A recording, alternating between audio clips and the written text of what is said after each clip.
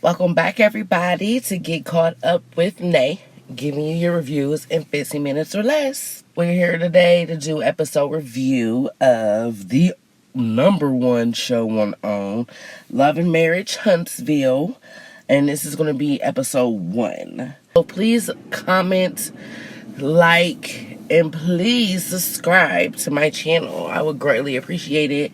So let's go ahead and get started with the episode 1. And it's going to start off with Melody at her home with her security. Knows she needs to get her home secure now that her ex-husband Martell has been arrested.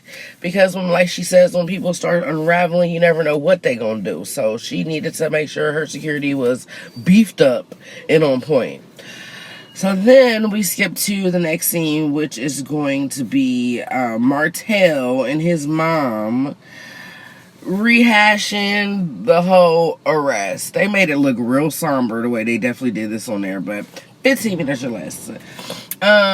Miss Marlene is talking about how she just don't understand how why would you get your husband or your kids arrested? Like, what is it that he did? And Martell's defense, it was just a text message telling her to stop harassing me. In a picture. Okay, yeah, right. And he just doesn't understand why she have him arrested either, and they don't like how it looks on the arrest report when you pull it up, because it says domestic violence, but it was harassing communication, which falls under the guidelines of the domestic violence apparently in Huntsville. So, and Miss Marlene's just so mad. My son in jail for domestic violence? Like, no, that just don't make no sense. Why won't she leave you alone? That's why when people come and ask me any questions, I'm the first to answer and let them know what's going on. It don't make no sense. And he thanks his mom for being able to pick up the kids when he went and turned himself in. And his mom's like, oh yeah, I was curling my hair. I was gonna come. I was gonna be right there. She said she was there he said she was there within a couple minutes. So that happened. And then we switch to the next scene, which is Melody at herself again with her brother Marcus. And she's surprised that he's there, but not really, because he always knows to come and give his sister some support. And so she's not shocked, but also happy to see him at her house. So she's telling him exactly what happened, explaining to him what happened, because she don't think he knows the whole details. And she tells him, like, how Martell sent her a text message way back, like a year ago, and he was basically telling her to stop talking about him and leave his name out of his mouth, or he's going to have to show her or some shit like that. Basically threatened to put their sex tape out. And so they issued an arrest warrant for her, and she could have been like a lot of vindictive women and went and said, hey, he live here, he work here, y'all can find him here, y'all can arrest him here. But she didn't. She said she gonna let God, and she did, and he had the opportunity apparently to turn himself in. So she's like, after all of that harassing, like, what else am I supposed to do? I have to protect myself, and I can't just let him keep doing stuff and he keeps just getting away with it and think it's okay, because it's not. So I did what I had to do, and I never thought in a million years that I would be divorced for so many years and still in battle with my children's father. Like, I never expected that, but it is what it is.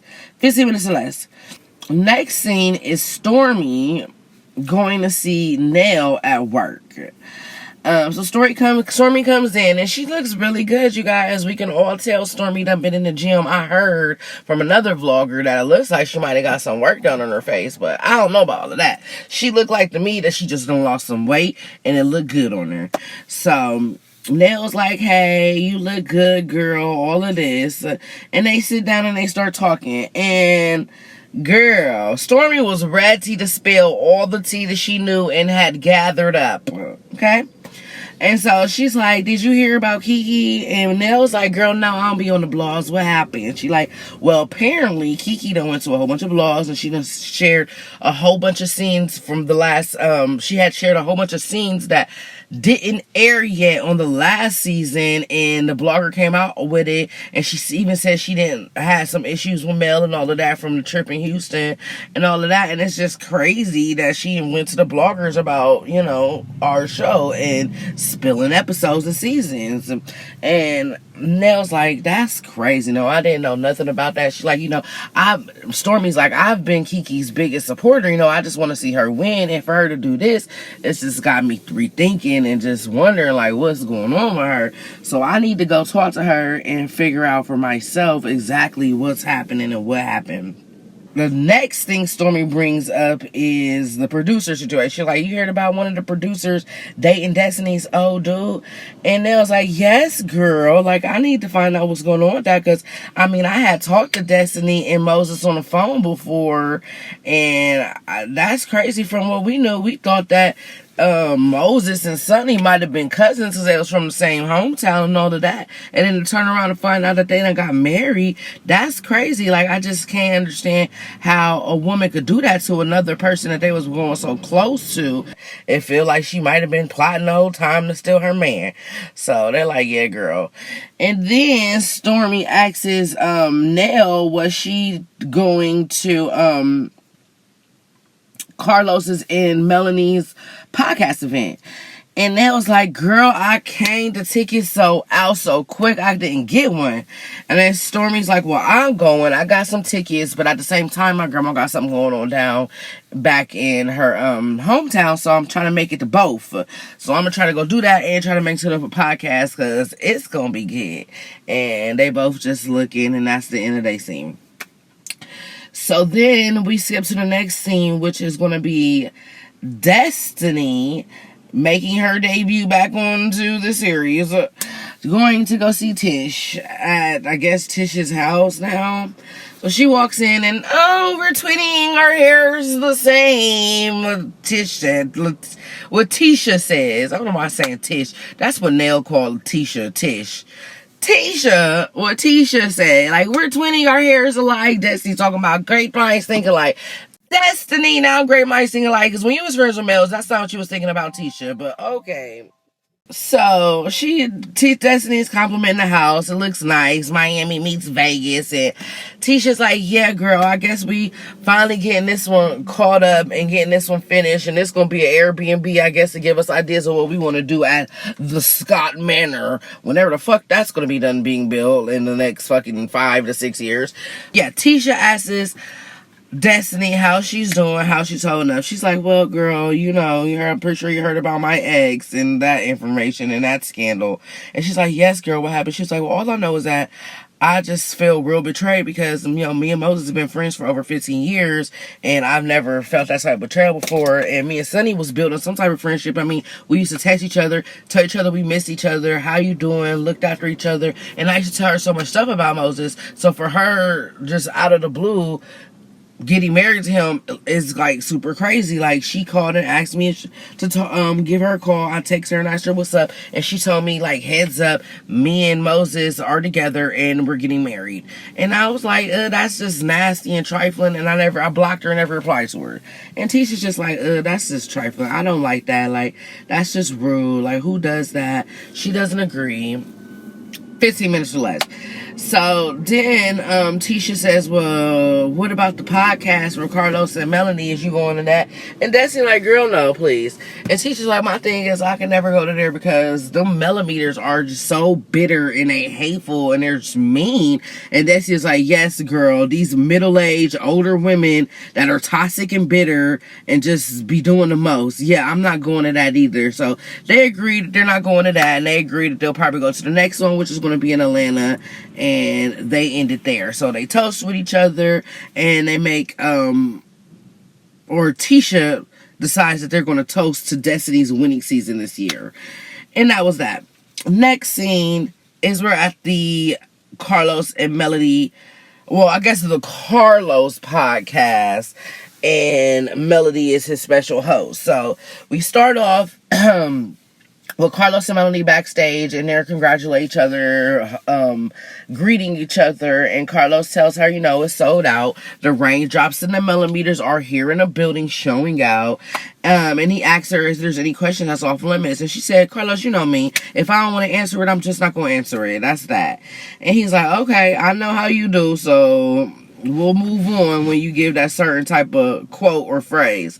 And then, so they go out on stage, and he's greeting the fans, the millimeters and the raindrops, and then he starts off with Melody, and he's like, well, I heard you never went to the prom. And she's like, right. So then he brings out her a nice little cute crown and a nice little prom queen sash, and he dons it on her, and she's like, oh, thank you so much. Like, this just lets me know how much you really listen, because that's something I mentioned before, and you were listening the whole time, and for you to do this for me is very special. So she was happy about that. It was a cute little moment.